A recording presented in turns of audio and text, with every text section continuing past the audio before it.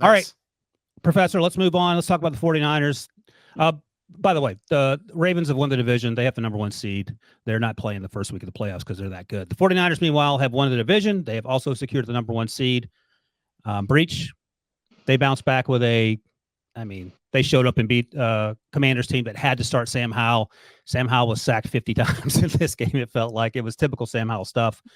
Threw a couple terrible interceptions. It looked like Christian McCaffrey came out late with a little calf injury. We don't know the severity of it, but Elijah Mitchell got some run.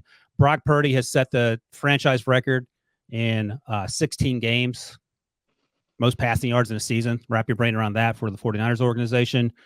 San Francisco, the best team in the NFC. And where do they rank compared to your Baltimore Ravens?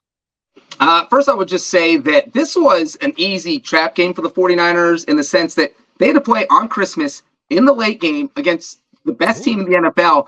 Then on a short week, they had to fly across the entire country to play the Commanders. I mean, this was not a great spot on the schedule. If they would have had some sort of letdown, I wouldn't have been surprised. But they did not. I mean, this team came out on fire. I think they scored on 5 of their first 6 possessions. Brock Purdy started like 8 and 9. They just looked hot. And yet, I mean, your biggest concern out of this game is the Christian McCaffrey injury and whether that is anything that might linger.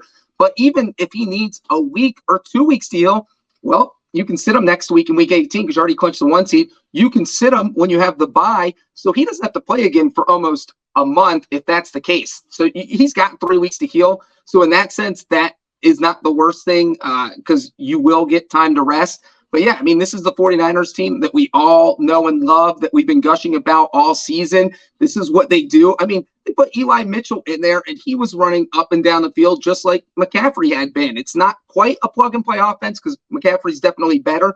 But the fact that you could put these other guys in, and they put up these huge numbers, it's kind of mind-blowing. And we saw Brandon Ayuk have another big game. He'd been kind of missing for a couple weeks, goes over 100 yards. So, yeah, I think this is the offense. I think Kyle Shanahan probably wanted to see this type of performance coming off the Ravens game, and especially with the playoffs coming up, just knowing, all right, we still got this. We can beat any team in the NFC. Yeah, I think the one thing you worry about with the Niners is you get blown out by the Ravens, and then you go and look, they took care of business, and they weren't going to lose this game. I think it felt like it was a little bit closer. It was 10-10, and then it was 10-10 late in the second quarter, 13-10 at half, and then the halftime adjustments. I think it's just coaching and talent take over. I do worry. We said for like this most of the second half of the season, we kept saying the Niners are the best team in football as long as they're healthy. Trent Williams banged up, Deebo Samuel banged up, now Christian McCaffrey banged up. Yes, they have plenty of talent to overcome the injuries in a spot like at Washington, who had to start Sam Howell, who was benched for Jacoby Brissett, but then Jacoby Brissett got hurt midweek in practice, so Sam Howell had to start anyway. Like, this Washington team is phoning it in. I worry just a touch about the health of the I don't know, the 49ers, this is a casual cover, a casual win on the road against a conference team. A little bit of a revenge game for Kyle, but I just worry that a little bit like revenge. I don't know, man. It's a terrible football team.